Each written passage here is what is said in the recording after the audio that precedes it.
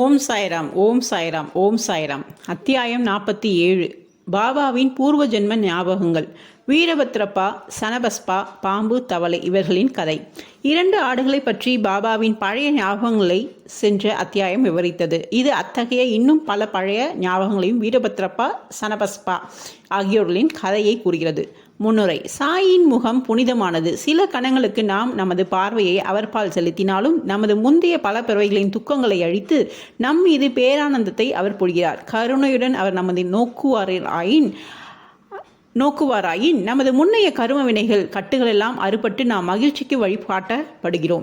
கங்கை நதியானவள் அவளிடம் குளிப்பதற்காக செல்லும் மக்கள் அனைவரையும் பாவங்களையும் அழுக்கையும் நீக்குகிறாள். ஆனால் ஞானிகள் தன்னிடம் வர வேண்டும் என்று அவர்களது பாதார வித்னங்களால் தாங்கள் ஆசீர்வதிக்கப்பட்டு தன்னிடம் குவிக்கப்பட்ட அழுக்கு அதாவது பாவங்கள் நீக்கப்பட வேண்டும் என்று கங்கை மிகுந்த ஆவலுடன் விரும்புகிறார். ஞானிகளின் பாதார விந்தங்களால் மட்டுமே இப்பாவ மூட்டை நீக்கப்படும் என்று அவள் உறுதியாக அறிகிறாள்.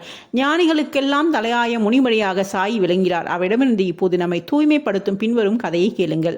பாம்பும் தவளையும். ஒரு நாள் காலை எனது காலை உணவை உண்ட பின் ஒரு சிறு நதிக்கரை வரும் வரை மெதுவாக உலவிக் கொண்டிருந்தேன். நான் களைப்பாயிருந்தபடியால் அங்கு இளைப்பாறினேன். எனது கை கால்களை கழுவிக்கொண்டு குளித்துவிட்டு புத்துணர்ச்சி பெற்றேன். அங்கு மரங்கள் அடர்ந்து நிழல் மிகுந்த ஒரு வண்டி பாதையும் ஒற்றையடி பாதையும் இருந்தது. மெல்லிய இளங்காற்றும் இதமாக வீசிக்கொண்டிருந்தது. நான் புகைப்பிடிப்பதற்கு சிலீம் அதாவது புகை குழாய் தயார் செய்து கொண்டிருந்த போது ஒரு தவளை ஓலமிடுவதை கேட்டேன். நான் சக்கி முக்கி கல்லை தட்டி நெருப்பு பற்ற வைத்த போது ஒரு வழிப்போக்கன் எனது அருகில் வந்து அமர்ந்து என்னை பணிவுடன் வணங்கி உணவுக்கும் இளைப்பாறுதலுக்கும் தன் வீட்டிற்கு வருமாறு அழைத்தான். அவன் புகைக்குழாய் பற்ற வைத்து அதை என்னிடம் கொடுத்தான். மீண்டும் ஓலம் கேட்டது. அவன் அது என்ன என்று அறிந்து கொள்ள விரும்பினான். நான் அவனிடம் ஒரு தவளை கஷ்டத்தில் இருக்கிறது என்றும் தன்னுடையதான முந்தைய வினைகளின் கசப்பான பலனை அது அனுபவித்துக் கொண்டிருப்பது என்றும் கூறினேன். முந்தைய பிறவர்களில் நாம் விதைத்த பழத்தின் பலனை நாமே அறுவடை செய்ய வேண்டும். அதை பற்றி கதறுவதால் பலனொன்றும் இல்லை என்றேன். பின்னர் அவன் புகைப்பிடித்துவிட்டு அதை என்னிடம் கொடுத்துவிட்டு தானே நேரடியாக சென்று அதை பார்த்து வருவதாக கூறினான். ஒரு பெரிய பாம்பு தவளையை பிடித்து கொண்டிருப்பதாகவும் தவளை ஓலமிட்டு அழுவதாகவும் நான் அவரிடம் கூறினேன். முந்தைய பிறவைகளில் இவ்விருவருமே மிக கொடூரமானவர்களாக இருந்தனர் என்றும் அவைகளின் பலனை அவ்வுடம்பில் அனுபவிக்கிறார்கள். ஒரு பெருநாகம் கருநாகம் ஒரு பெரும் தவளையை தன் வாயில் கவ்வி கொண்டிருப்பதை அவன் வெளியே சென்று கண்டான். அவன் என்னிடம் திரும்பி வந்து இன்னும் 10-12 நிமிடங்களில் தவளையை பாம்பு தின்றுவிடும் என்று கூறினான். நான் இல்லை, அப்படி இருக்க முடியாது. நானே அதன் தந்தை பாதுகாவலன். மேலும் நான் இப்போது இங்கேயே இருக்கிறேன். அப்பாம்பு இதை தின்பதை எங்கனம் நான் அனுமதிப்பேன்? வெறும் தண்டத்துக்கா நான் இங்கிருக்கிறேன்? நான் அதை எங்கனம் விடுவிக்கிறேன் என்பதை சற்றே பாருங்கள் என்று கூறினேன்.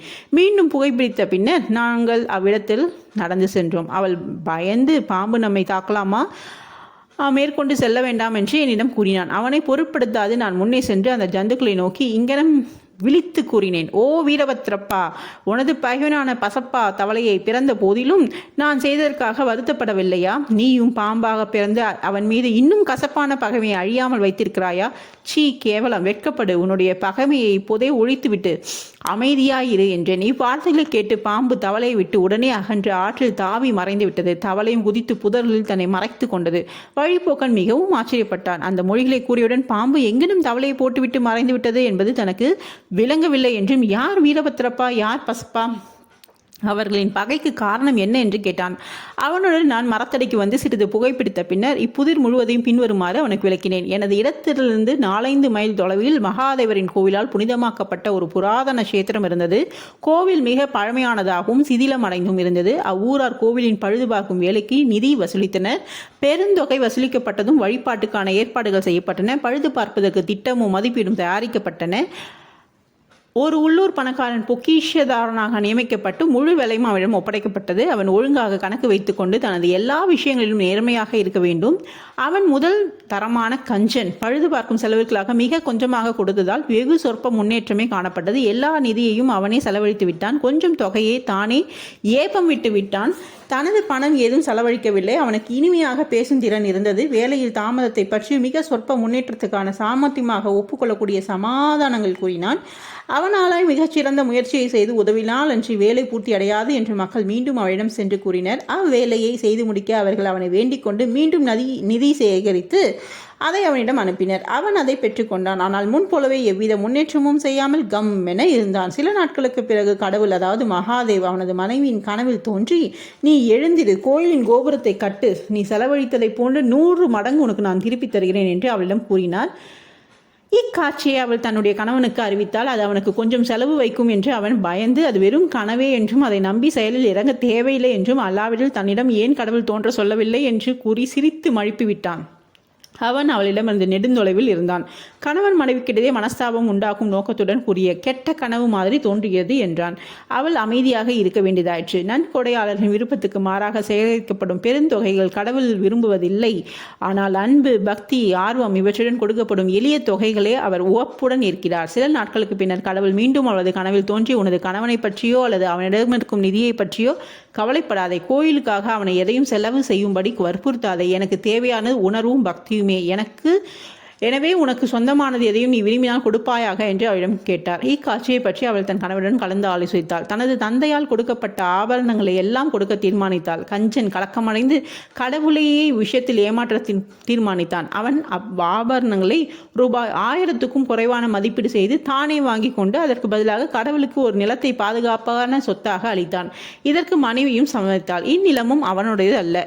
டுபகி என்ற ஏழை பெண்மணி ஒருத்தி அதை அவனிடம் 200க்கு அடமானம் வைத்து நெடுநாட்களாக அதை அவளால் மீட்க இயலவில்லை. எனவே கபடமான அக்கஞ்சன் தனது மனைவி டுபகி மற்றும் கடவுள் அனைவரையும் ஏமாற்றினான்.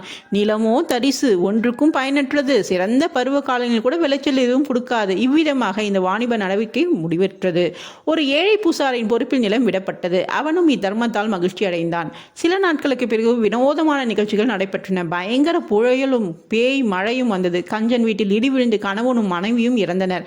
டுபகியும் மரணம் அடைந்தாள். அடுத்த பிறப்பில் அப்பணக்கார கஞ்சன் மதுராவில் ஒரு அந்தன குடும்பத்தில் பிறந்து பத்ரப்பா என்ற பெயரிடப்பட்டான். அவனுடைய பக்தியுள்ள மனைவி கோயில் பூசாரியின் மகளாக பிறந்து கௌரி என்று பெயரிடப்பட்டாள். டுபகி கோயில் பணி செய்பவர் ஒருவன் குடும்பத்தில் ஆணாக பிறந்து சன்பஸ்பா என்று பெயரிடப்பட்டாள். அப்பூசாரி தனது நண்பன்.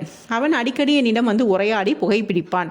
அவனது மகளான கௌரியும் என்னிடம் பக்தி பூண்டவள். அவள் வேகமாக வளர்ந்தாள். அவளது தகப்பனார் அவளுக்கு நல்ல வரன் ஒன்றை தேடினார். அவனிடம் நான் இதை பற்றி கவலையுற வேண்டாம் என்றும் மாப்பிள்ளையே அவளை தேடிக்கொண்டு வருவார் என்றும் கூறினேன். அவர்கள் ஜாதியில் உள்ள வீரபத்ரா என்ற ஏழை பெண் ஊராக திரிந்து கொண்டும் பிச்சை எடுத்துக்கொண்டும் அப்பூசாரின் வீட்டுக்கு வந்தான். என்னுடைய சம்மதத்தின் பேரில் பூசாரி கௌரியை அவனுக்கு மனம் செய்து வைத்தான்.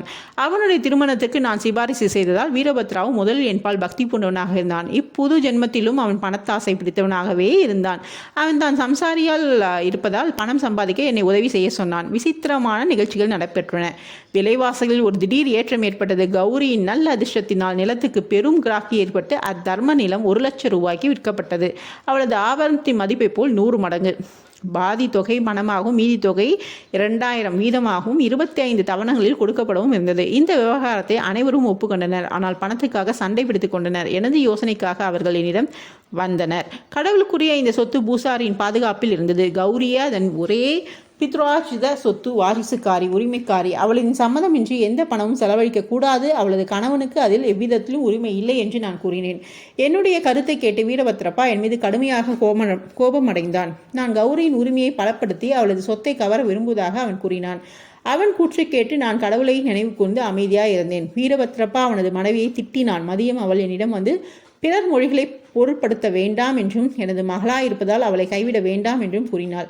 இவ்வாறாக அவள் எனது பாதுகாப்பை வேண்டியதனால் அவளை காப்பதற்காக நான் 7 கடலையும் கடப்பேன் என்று அவளுக்கு வாக்கு கொடுத்தேன். பின்னர் அன்றிரவு கௌரி ஒரு கனவு கண்டாள். மகாதேவ் அவளது கனவில் தோன்றி, பணம் முழுவதும் உன்னுடையது, எதையும் யாரிடமும் கொடுக்காதே. கொஞ்ச பணத்தை கோயில் வேலைக்காக சனஸ்பாசரிடம் கலந்து ஆலோசித்து செலவிடு. வேறெதற்காவது அதை நீ செலவிட விரும்பினால் மசூதியுள்ள பாபாவிடம் கலந்து ஆலோசி என்று சொன்னார். கௌரியனிடம் அக்கனவை கூறினாள். இவ்விஷயத்தில் அவளுக்கு நான் உரிய ஆலோசனை கூறினேன். அசல் தொகையை அவளை எடுத்துக்கொள்ளவும் வட்டியில் பாதியை சனபஸ்பாவுக்கும் கொடுக்கவும் இவ்விஷயத்தில் வீரபத்ராவுக்கு ஒன்றுமில்லை என்று கூறினேன்.